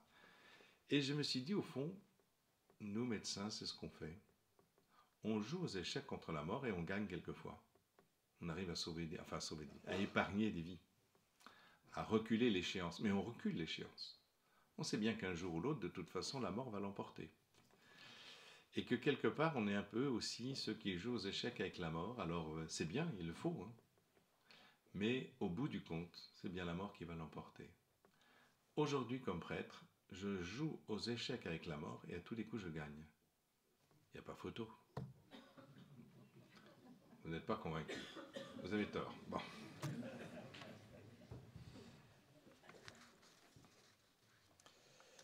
Bon, oh là, je vois que j'ai dépassé déjà. Bon, j'ai plein de choses. Je ne suis pas rentré dans les choses d'aujourd'hui. Peut-être ça viendra par les questions, justement. Par les questions que vous pourrez poser. Voilà, c'est ça. On va faire comme ça.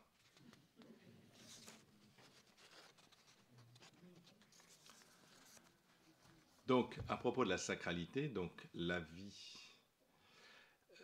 c'est ce qui nous relie à Dieu, puisque Dieu est la source de la vie. Donc, on avait parlé de la sacralité comme lien avec Dieu, la transcendance de l'homme, puisqu'il est au-delà de son expression corporelle, puisqu'il est destiné, même dans sa résurrection corporelle, à entrer en relation avec Dieu définitivement dans toute sa personne, corps et âme.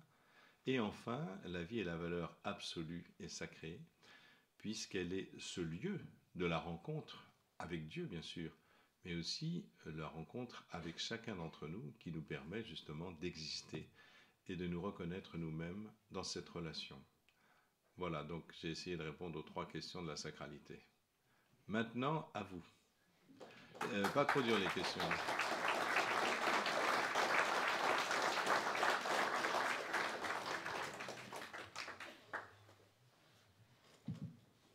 Merci beaucoup, Monseigneur. Et nous passons aux questions.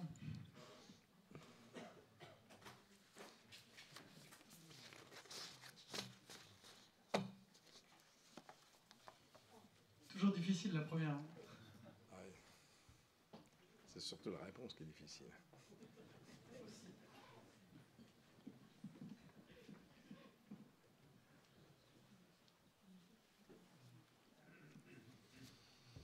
Seigneur, je voulais vous demander une chose. Pourquoi... Enfin, c'est difficile ce que je vais vous dire parce que... Voilà. Pourquoi dites-vous que la mort, c'est le contraire de la vie? La mort n'est-elle pas le contraire de la naissance? Mais la vie est au-delà. Je ne suis pas sûr d'avoir dit que la mort était le contraire de la vie. J'ai dit simplement la mort, c'est une absence de vie, de toute façon. Okay. Non, je disais au départ par rapport à la définition de Xavier Bichat, je pense que c'est à ça que vous faites allusion, à Xavier Bichat qui définissait la vie par rapport à la mort. C'est-à-dire que la vie, c'est tout ce qui résiste à la mort. Or, je pense que ce que je disais en commençant, c'est que la vie, effectivement, est un en soi qui existe, qui s'observe au travers d'un vivant et qui s'éprouve dans le vivant, mais que la mort, elle n'existe que par rapport à la vie. La mort en soi n'existe pas. Elle n'existe que parce qu'il y a un vivant un jour qui arrête de vivre et qu'on appelle la mort. Mais en fait, voilà ce que j'ai voulu dire. Alors peut-être je me suis mal exprimé, mais la mort, le contraire de la vie, non, c'est pas ça. J'ai pas dit que la mort était le contraire de la vie, je ne crois pas. Mais non, il y a la naissance, l'émergence. Enfin, la naissance, ce n'est qu'une expression particulière, parce qu'à la naissance, il ne se passe pas grand-chose. Hein. La vie commence à la conception, puisque c'est à ce moment-là que la vie démarre. Après, à la naissance, c'est simplement parce que c'est l'apparaître au monde, on appelle la naissance, mais l'émergence de la vie, c'est au moment de la conception, puisqu'avec l'embryon qui va se déployer. Et alors, au moment de la naissance, il y a juste l'appareil respiratoire qui se met en route, c'est tout. Alors l'enfant sort, c'est sûr, il est visible, mais maintenant on le voit très bien au travers de l'échographie ou à travers de tout ce qu'on peut faire aujourd'hui. Donc on arrive à le voir. Avant on ne voyait pas, on ne voyait qu'à la naissance, mais aujourd'hui on peut le voir avant, donc on voit très bien qu'il bouge, on entend son cœur battre. Maintenant, autrefois il y avait que nous qui entendions le cœur avec notre stéthoscope de Pachon, comme on appelait ça. Et maintenant, on a des outils sophistiqués qui permettent à la maman d'entendre le cœur de son enfant battre. C'est très beau, d'ailleurs, entre parenthèses, quand la maman entend le cœur de son enfant battre, qui bat beaucoup plus vite que la maman, d'ailleurs, entre parenthèses. Mais à la naissance, c'est l'appareil respiratoire qui se met en route, tout simplement parce qu'avant la naissance, il n'y a pas besoin d'oxygène, puisque l'oxygène pour le bébé est fourni par le cordon ombilical. Donc à la naissance, eh bien évidemment, le cordon ombilical va tomber ou on le coupe. Et donc, il faut bien que l'oxygène vienne. Et c'est là que l'appareil respiratoire se met en route. Et je sais, j'ai fait quelques accouchements. Pour aider à ce qu'il se mette en route, on tape un peu sur les fesses. Ce n'est pas un geste obscène. C'est simplement pour qu'il se réveille, pour qu'il crie. Ah! Et s'il crie, il commence à respirer. Et donc, voilà, c'est parti. Mais enfin, bon, on n'est pas obligé, mais enfin, en général, il crie quand même. Parce que le passage n'est pas toujours facile. Donc, voilà, à la naissance... la naissance, l'enfant apparaît, c'est vrai, mais il existe déjà, il est déjà là, il y a tout, etc. Juste l'appareil respiratoire, pour les raisons que je vous ai dites. Mais non, je ne le compare pas et je ne l'oppose pas à la mort. Non, la mort, c'est vraiment quelque chose. La mort, c'est la mort de l'être vivant dans son expression organique. Voilà ce que je pourrais dire, mais je ne l'oppose pas à la vie. en tant que telle, ou la vie opposée à la mort. Non, non, ça c'est Xavier Bichat qui définissait la vie par rapport à la mort, mais pas moi.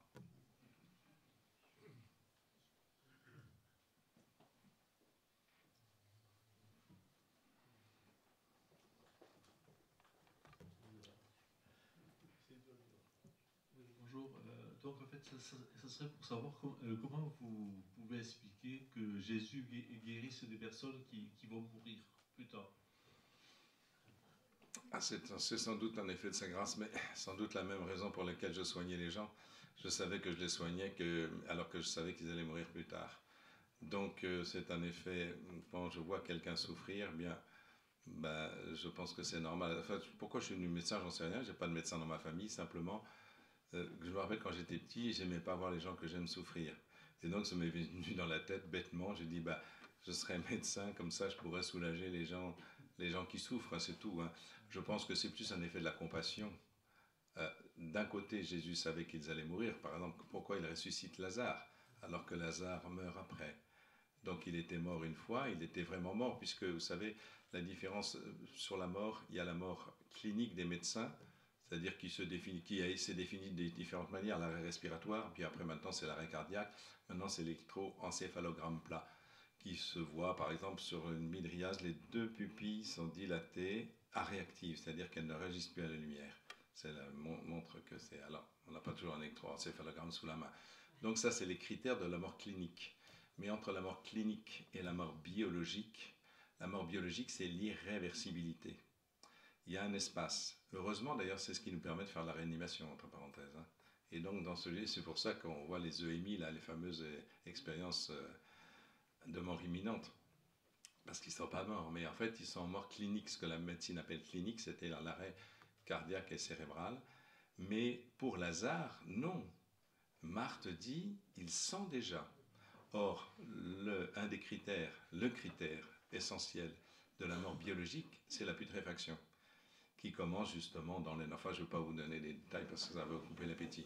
Mais enfin bref, donc, on sait que donc il est vraiment mort, ce n'est pas une réanimation, c'est vraiment une résurrection. Pourquoi l'a-t-il ressuscité alors que Lazare est mort après?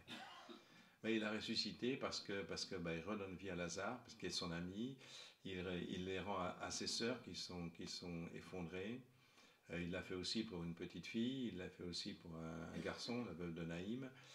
Et il guérit les gens, ben, il guérit les gens comme peut faire un médecin, parce que ben, pour faire du bien, tout simplement, pour faire du bien, pour rétablir les choses. Mais le but de Jésus, c'est bien la résurrection finale, c'est le salut, c'est pas guérir. Si Jésus était venu que pour guérir, il s'appellerait Raphaël, ce qui veut dire Dieu guérit. Il s'appelle Yeshua, c'est-à-dire Jésus, c'est-à-dire Dieu sauve. C'est-à-dire qu'on voit bien, d'ailleurs, quand les gens s'adressent à lui, souvent, il dit ta foi, il ne dit pas ta foi t'a guéri, il dit ta foi t'a sauvé. Donc au-delà même de la guérison, c'est-à-dire du rétablissement de la normalité du fonctionnement d'un corps, il va plus loin, il l'emmène vers le salut. Et le salut, c'est quoi? Bien, c'est justement, c'est d'être avec lui, c'est d'entrer dans la vie éternelle, c'est au-delà de la mort. Et donc, même si Jésus guérit les gens, alors qu'il sait qu'ils vont mourir après, il sait aussi qu'il est venu pour les sauver. Et donc, au-delà de cette mort, qui ne sera qu'un passage vers Dieu, eh bien, il est venu justement leur apporter la vie éternelle. C'est ça la question. Mais il n'empêche que ce n'est pas parce qu'il est venu nous apporter la vie éternelle qu'il doit négliger la vie temporelle. Il me semble.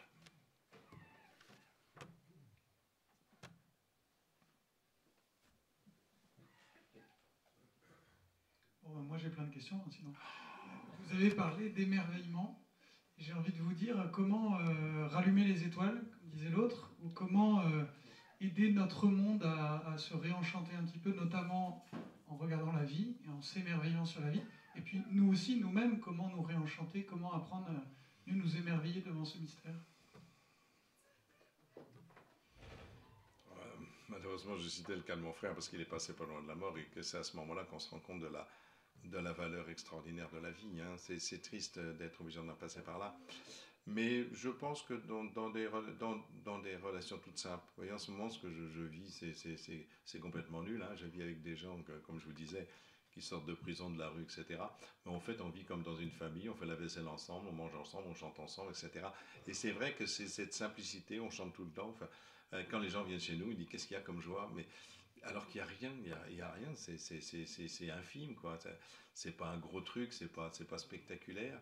Mais je pense que c'est dans ces relations d'une joie transmise. Et c'est justement ce que je parlais à propos des handicapés. Ils sont capables de nous transmettre cette joie parce qu'ils ont un amour de la vie, parce qu'ils connaissent la valeur de la vie quand ils sont handicapés physiques ou les grands handicapés même. Moi, j'avais vu que les personnes handicapées changent notre regard. Je ne dis pas qu'il faut être handicapé, ce n'est pas la question. Je dis comment ces gens-là nous apprennent quelque chose. On avait un groupe qui s'appelait le groupe Even à Paris, là. Bon, c'est des jeunes très brillants, formidables, des vrais Parisiens qui ont tous fait HEC, Polytechnique et tout. Donc, ces jeunes gens, bien sous tout rapport, évidemment, quand on les emmène, ils sont très intéressants parce qu'ils sont très intelligents. Mais voilà, alors quand on les emmène contre eux, évidemment, on finit par, c'est normal, hein, se regarder, suis-je le plus beau, la plus belle, le plus intelligent, les meilleures écoles, etc. Une année, on a emmené 10 personnes handicapées. Pardon, 10 personnes handicapées avec différentes sortes de handicap, handicap moteur, sérieux, enfant trisomique, etc. Ça a tout changé l'ambiance. L'ambiance n'était plus la même. C'était plus on se regarde, on se compare, on se jalouse, c'est souvent ça, hein. La comparaison, la jalousie, etc. Là, non. Et tous sont devenus serviteurs. Ah, bah dites donc, qu'est-ce qu'il y a chez vous? Il y a un virus qui traîne? Le virus, le virus de Toulouse, je ne le connais pas. Hein. Ça, la tête, ça. Ouais. Et donc, ce que je veux dire, c'est que la simple présence de ces personnes est exceptionnelle. Vous savez, Charlotte, dont je vous parlais, donc, qui est tétraplégique, qui était mon assistante, qui est en train de créer une entreprise, là, qui avait déjà créé une, donc c'est pas nouveau. Et il y a 2 ans, sa maladie évolue tout doucement, mais elle évolue. Donc, elle ne pouvait plus manger toute seule. Et elle me dit, au début, ça a été quand même très dur. Et puis, je me suis dit, non, c'est formidable. Ça m'oblige à avoir une relation avec les autres. Et que les autres, ben, voilà, de dépendre des autres. Alors ça, je me dis, c'est incroyable de dire. Il y a quelqu'un qui pourrait dire un truc comme ça. Jamais on aurait pu dire ça à sa place. Mais on le pense vraiment en plus. C'est incroyable. Et c'est vrai que ça permet, les gens qui s'occupent d'elle sont retournés. Quoi. Je veux dire que la simplicité de la relation, de l'amour de la vie que cette personne a, ben, franchement, ce sont nos maîtres. Hein. Ce sont nos maîtres. Nous, on est toujours affairés, occupés. Quand des fois, j'étais au village de François, justement, là, pas loin d'ici, à 30 km d'ici, quand je suis revenu à Paris, après 2 mois c'est Notre-Dame du désert. Donc, vous voyez, hein, c'est vraiment la première boulangerie était à 3 km. Non, pardon, le premier village était à 3 km, la première boulangerie était à 10 km. Donc, voilà. Et quand je suis revenu à Paris, je me dis, mais ils sont tous fous, c'est pas possible. Je voyais courir. Je me dis, mais après quoi ils courent? Ils couraient tous dans tous les sens, etc. 15 jours après, j'étais comme eux. Je me dis, bon, il y a quelque chose qui ne va pas là. Donc, il y a quelque chose qu'il faut apprendre. Alors, l'émerveillement, ça ne se décrète pas, hein, mais je pense comment on prend conscience de la beauté de la vie. Vous savez, la vie, c'est la valeur absolue. Hein. Tout le reste, d'ailleurs, vous savez, cet homme riche dont parle Jésus, là, qui a thésaurisé, qui a plein d'argent, il dit, bon, maintenant, je vais pouvoir vivre. Malheur à toi. Cette nuit, on te reprend ta vie. Qu'est-ce que tu donneras en échange de ta vie? C'est ça la valeur absolue, c'est la vie. Quand je vois ces personnes qu'on reçoit, qui sortent de la rue, etc., mais ils ont la vie quand même. Et eux, ils savent la valeur de la vie. Alors, ils n'ont rien, enfin, bon, avec nous, ça va mieux, mais quand même, ils savent la valeur de la vie. Nous, quand on est trop satisfait, entre guillemets, quand on est trop repu, quand on est trop, comment dire, suffisant, voilà, c'est le mot qui convient, suffisant. On est peut-être trop suffisant. Il paraît que Mazarine Pinjot vient de sortir un bouquin, il y a 2-3 jours, là, sur le manque. Aujourd'hui, la question, c'est qu'on ne manque de rien, enfin, entre guillemets, matériellement, j'entends. Et donc, c'est ça qui crée la tue du désir. Et, oui, c'est vrai en partie, mais je pense que c'est vrai que on est suffisant. C'est vrai que quand des fois, je parle du Christ à des gens, ils me disent, qu'est-ce que j'en ai à faire, moi, de votre truc? Moi, je mange, je bois, je consomme, ça va, hein.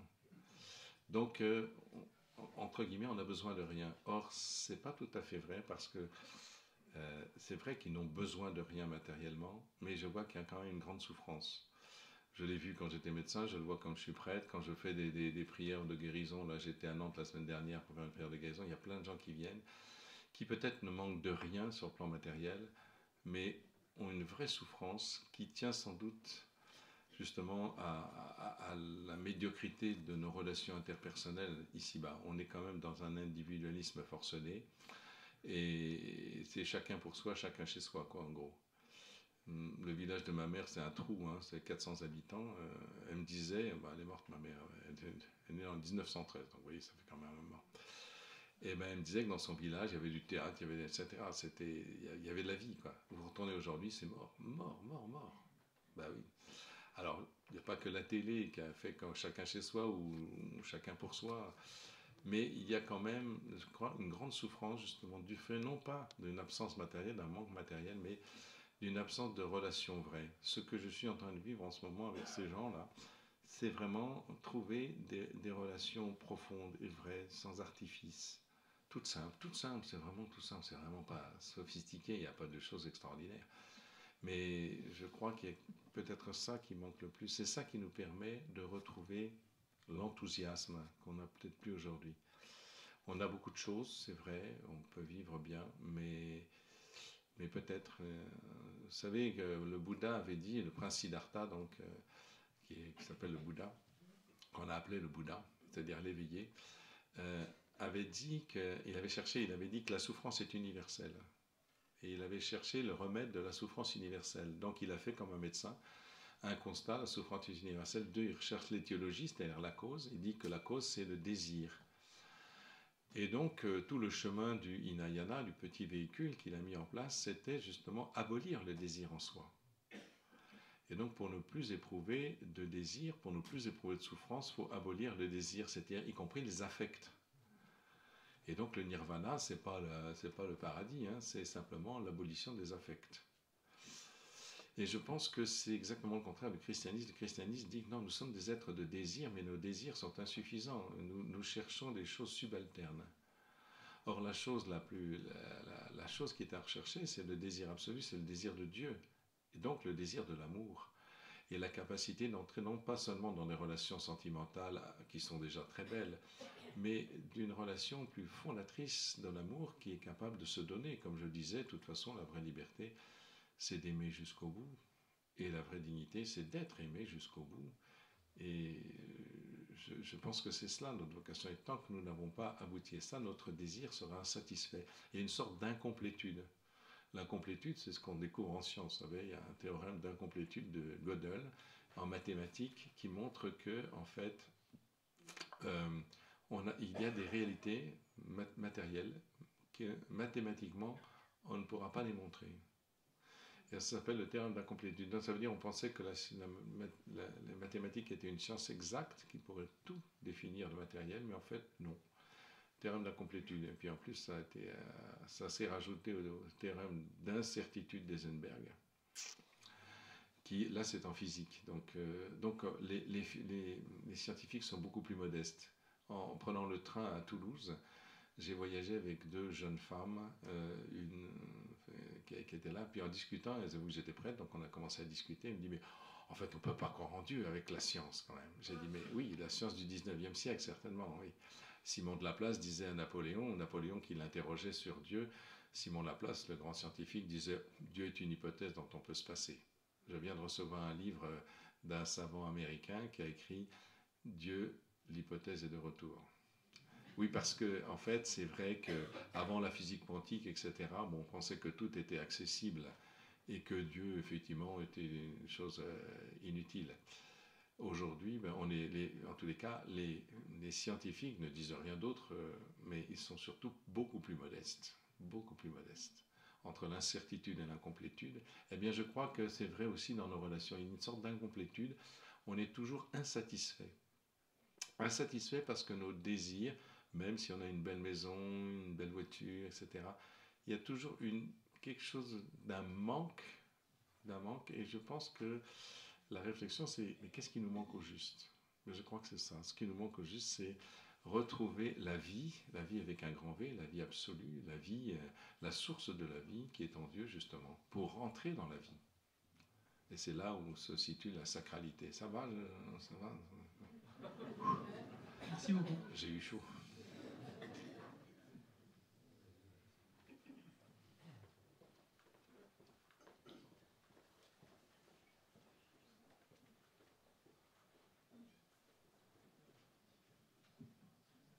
Monseigneur, l'être humain est composé du corps et de l'âme.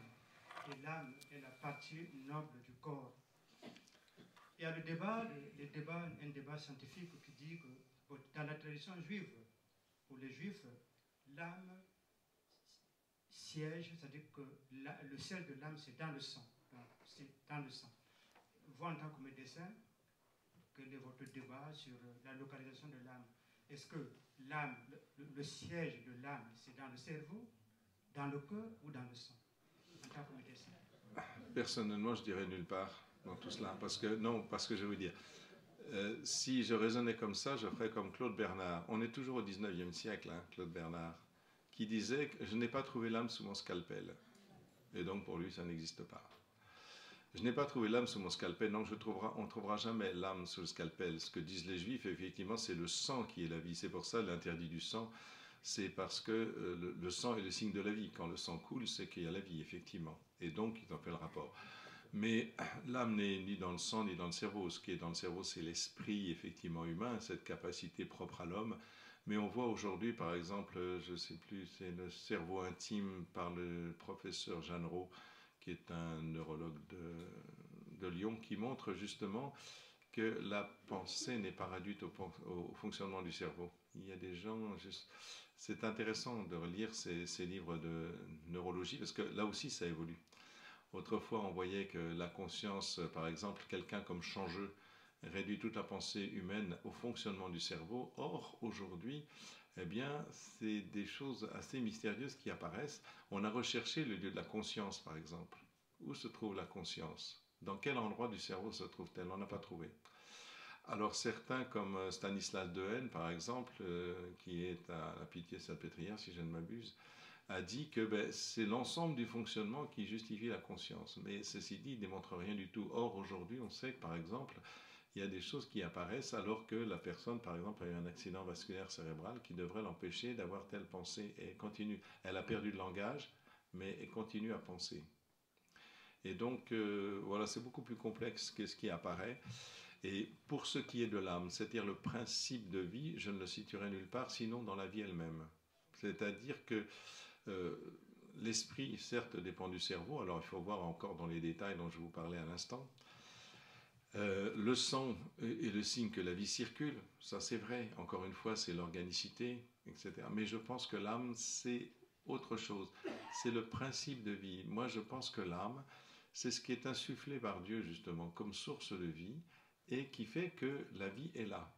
Quand l'âme s'en va, Jésus pousse un grand cri, et entre tes mains, je remets mon esprit, vous connaissez ça, donc... eh bien, Jésus, poussant un grand cri, remet l'esprit. Il remit l'esprit. Il remit l'esprit. Et j'ai vu ma mère mourir aussi, parce qu'on était près d'elle quand elle est morte à l'hôpital. Et on était autour d'elle, et puis bon j'étais en train de dire, c'était la veille de la Toussaint, donc première vêpres de Toussaint, j'étais en train de dire mes vêpres, mes frères étaient là, mon père était là, etc. Ouais. Et puis d'un seul coup, j'ai dit, il est en train de se passer quelque chose là.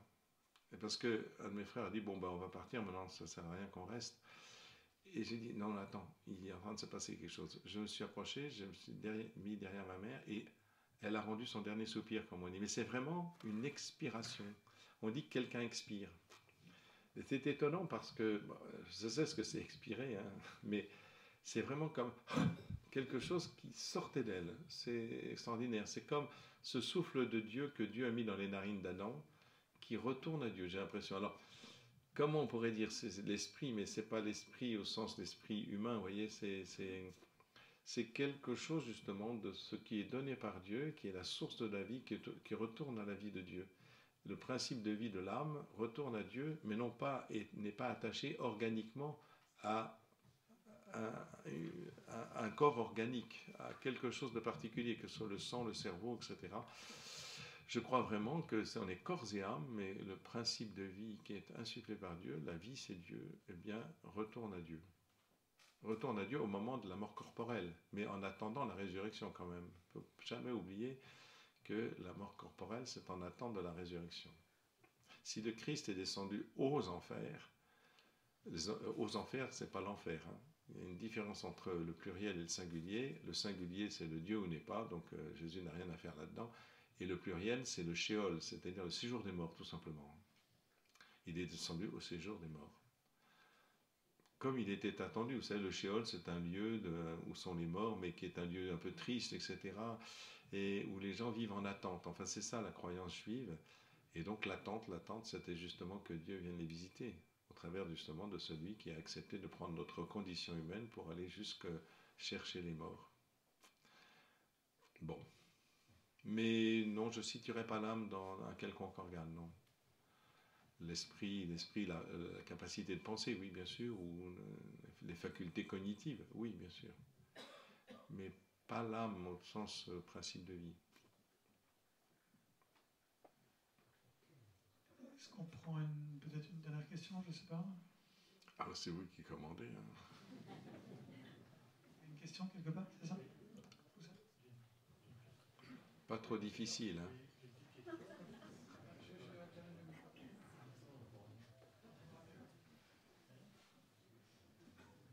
Monseigneur, j'aurais une question. Je veux savoir, on parle de la résurrection de la chair. Voilà, c'est une question qui est assez complexe, difficile à comprendre. Pas pour moi, en tout cas. Oui, c'est pas évident. Alors, la question, c'est la résurrection. On dit résurrection de la chair. En fait, c'est résurrection des corps. Il faut appeler les choses par leur nom. C'est un corps. C'est bien notre corps qui ressuscitera. Alors, évidemment, c'est un peu inquiétant. Est-ce que la question fondamentale, c'est est-ce que je vais naître avec mes rhumatismes? Non, mais blague à part, vous savez, j'ai fait une émission avec cette fameuse Charlotte, donc mon assistante. Je faisais une émission de radio sur Radio Espérance. Je continue d'ailleurs, mais plus avec elle maintenant. Et donc un jour, on nous a posé des questions parce qu'on répondait aux questions. On nous avait présenté une question à laquelle il fallait répondre sur la résurrection. Comment ressuscite-t-on? Alors je commence à discuter avec elle, et puis d'un seul coup elle me pose la question, elle me regarde droit dans les yeux, elle me dit « Et moi, comment je vais ressusciter ?» Aïe, aïe, aïe, aïe, aïe. C'était encore pire que la question que vous me posez là. J'ai dit « forcément, avec un corps transfiguré, vous savez. » Ah mais je suis pas d'accord, elle me dit. Ah bon, je dis, aïe, aïe. Elle me dit « Moi j'ai toujours vécu assise, parce qu'elle a toujours été dans le fauteuil, hein, depuis qu'elle est née, et je veux ressusciter assise. » Ah, bon, ça commence bien. C'est ça avant l'émission. Alors j'ai dit, oui, elle a raison, parce que comment ressusciterons-nous? C'est la question. On ressuscite vraiment avec son corps. Jésus, quand il ressuscite, c'est bien comme Jésus. Hein. Et quand Jésus ressuscite, eh ben, c'est bien son corps. Alors, ce qui est mystérieux, c'est qu'il n'est plus dépendant de l'espace et du temps, puisqu'il peut se rendre présent dans un endroit qui est fermé à clé partout. Il se rend présent, alors que c'est fermé, ils sont enfermés à plusieurs reprises. Donc, il ne dépend plus de l'espace et du temps, et de la matière en apparence. Et pourtant, il dit, regardez, touchez-moi, vous voyez bien, un fantôme n'a ni corps ni os, alors il le touche. Et puis Thomas voudra le toucher aussi, vous le savez. Et donnez-moi à manger. Pour qu'il montre que c'est bien son corps, il mange. Et puis quand il les reverra sur le bord de Galilée, il a préparé à manger, il mange avec eux les poissons qu'ils ont. Et donc, c'est bien son corps. Mais c'est un corps qui n'est plus soumis, effectivement, au temps et l'espace. Ceci dit, ce corps, il a été marqué par notre histoire, et je pense que Charlotte avait raison. Le corps de Jésus est né et ressuscité avec les trous dans les mains, puisqu'il les montre à Thomas, avec la plaie dans son côté. Autrement dit, quand nous ressuscitons, nous ne souffrons plus de ce qui a blessé notre corps ou notre vie. Mais ce qui a marqué notre histoire est présent. Et elle a raison. Pourquoi, effectivement, c'est pas un coup d'éponge, la résurrection, comme s'il n'y avait rien eu dans nos vies. Non, nos vies ont été marquées par beaucoup de choses. Mais ceci dit, toutes ces choses qui ont marqué notre vie ne nous feront plus souffrir. C'est ça la différence. Mais elles sont bien là, c'est bien notre histoire. Et le corps, notre corps est marqué par notre histoire. Nos corps sont marqués. Vous avez été opéré de ceci, vous avez une cicatrice de l'appendicite que vous avez eue, etc., etc. Donc vos corps sont marqués. Ils sont marqués par beaucoup de choses. Mais ce ne sera plus une déréliction. Vous voyez, ce ne sera plus, etc. Et alors, je ne sais plus quel saint disait c'est Thomas d'Aquin qui disait qu'on ressuscitera à 33 ans. Bon, enfin, non, ça je ne pense pas. La question n'est pas là. La question, c'est qu'on ressuscite, c'est vraiment corps et âme, notre personne tout entière, c'est-à-dire pas seulement le corps, pas seulement l'âme, mais notre personne, ce qui nous a constitués. C'est mon corps qui me permet de vous parler, de vous voir, de vous regarder. C'est mon corps qui m'a permis d'entrer en relation avec beaucoup de gens. C'est mon corps qui a fait que j'ai pu vivre cette vie-là. Et donc mon corps, ce n'est pas quelque chose de négligeable. Et toute ma conscience, mon moi, mon esprit se sont construits aussi grâce à mon corps. Et donc il n'y a pas de séparation entre le corps et l'âme, même si l'âme, effectivement, au moment de la mort, elle, insufflée par Dieu, rejoint Dieu dans l'immortalité en attendant la résurrection des corps au retour du Christ. Mais la résurrection de notre corps, alors on pose la question à saint Paul. Vous savez que saint Paul, quand il parle de résurrection, les Grecs, justement, parce que ce que je vous ai dit tout à l'heure, ils sont quand même marqués par Platon. Donc le corps, c'est négligeable. C'est l'âme qui est tombée dans le corps, mais c'est le mythe de la chute des âmes dans le corps. Le corps, c'est vraiment méprisable. Alors, quand saint Paul vient à Athènes raconter à l'Aréopage que ce Dieu inconnu, je vais vous en parler, ils l'écoutent, ils sont intéressés. Ils sont intéressés parce qu'il emploie des notions philosophiques que les Grecs connaissent. Mais à un moment, il dit, ceci nous a été prouvé par la résurrection de... Alors là, non, sur ce plan-là, on t'écoutera une autre fois. Donc, ils ne veulent plus l'écouter. Résurrection, ce n'est pas possible. La résurrection des corps, mais non, le corps, c'est rien du tout, c'est méprisable. On ne veut pas. On t'écoute pas. Après, il va écrire aux Corinthiens, 1 Corinthiens 15, relisez la première aux Corinthiens, chapitre 15, il ne parle que de résurrection, parce que c'est des Grecs. Et que les Grecs ont beaucoup de mal à accepter la résurrection. Et saint Paul dit, mais si le Christ est vraiment ressuscité, et nous ressusciterons. Si le Christ n'est pas ressuscité, vous êtes les plus malheureux des hommes, votre foi ne mène à rien, c'est nul, laissez tomber. La résurrection est le signe absolu, justement, de l'émergence de notre résurrection. Et c'est bien ce qu'il dit. Alors, comment ressusciterons-nous? Ça, on lui pose la question. Il parle de corps pneumaticon. Ça, c'est compliqué. Pneumaticon. Pneumatique, vous voyez, l'air, l'esprit, etc. Donc, un corps spirituel. On essaie de traduire comme on peut. Comment un corps spirituel? C'est-à-dire, c'est bien un corps avec tout, comme Jésus mange, etc., mais spirituel. C'est-à-dire qu'il est esprit, il ne dépend plus de l'espace et du temps. Au départ, on nous dit qu'il y a eu un Big Bang, c'était une énergie formidable qui s'est transformée en matière, en espace et en temps. Et donc, notre corps ne dépendra plus de cela. Il sera spirituel, c'est-à-dire qu'il ne dépendra, comme le corps du Christ, qui sera présent, il est à Emmaüs, il marche avec eux, après il disparaît, etc., etc. Donc, c'est un corps spirituel. Alors, décrire anatomiquement, j'en suis incapable, parce que je ne le sais pas. En tout cas, ce que je sais, c'est que le Christ mange avec eux, se laisse toucher avec eux, donc c'est bien son corps. Il dit, je ne suis pas un esprit, touchez-moi, un fantôme n'a pas d'esprit. Et donc, ça sera bien nous, ça sera bien notre corps, mais sans dépendre des contingences qui sont nos contingences habituelles et sans souffrir des marques qui ont marqué notre vie, que ce soit sur le plan psychique ou sur le plan organique. Voilà ce que je peux vous dire. C'est peut-être pas très satisfaisant, mais je ne peux guère aller plus loin. Ou alors, si vous voulez, je peux aller au ciel et puis revenir, mais je ne suis pas sûr qu'on me laisse revenir, c'est ça la question. Merci encore, Monseigneur.